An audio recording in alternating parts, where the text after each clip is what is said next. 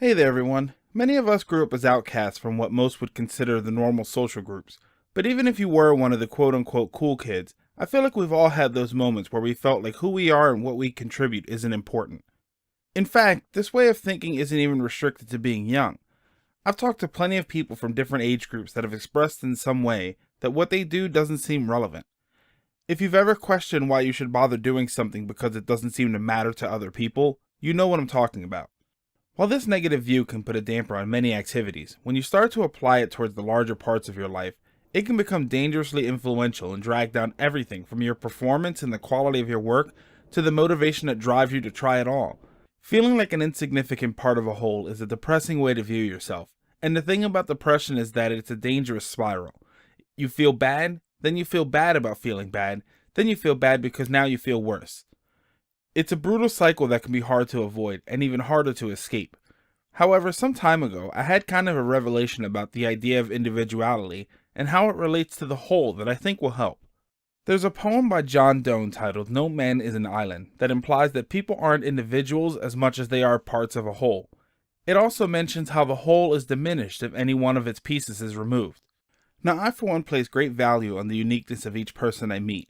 But one of the reasons for that is I love to know that the culture I'm a part of, and in turn the mankind I'm a part of, is filled with so many great characters, and with every new and interesting personality I meet, I feel like the value of that mankind is increased. For that reason, this poem has always resonated with me, but it's easy for people to not see the big picture and get lost in the idea that they're too small to have any influence. Even I struggled with it for a long time, and in truth I still do from time to time. Then came the revelation, which happened in a very relatable way, and it made so much sense to me because it was a very real example of the concept. Your television screen has millions of tiny little pixels on it, and their individual behaviors are what give us the images we love so much. But have you ever seen a screen with a dead pixel on it? Whether it's dead center or kind of off to the side, you notice it, and no matter how much you try and ignore it, your eyes always catch it. If you bought a brand new TV and when you first turned it on there was a dead pixel, you'd consider it defective and return it. Even though there are millions of pixels working perfectly fine, the absence of that one leaves the whole undesired. And that's it. That's us. We are all pixels. We shine at different times in different ways with different levels of brightness and darkness, but we all matter because the void we leave when we're gone is devastating to the whole image.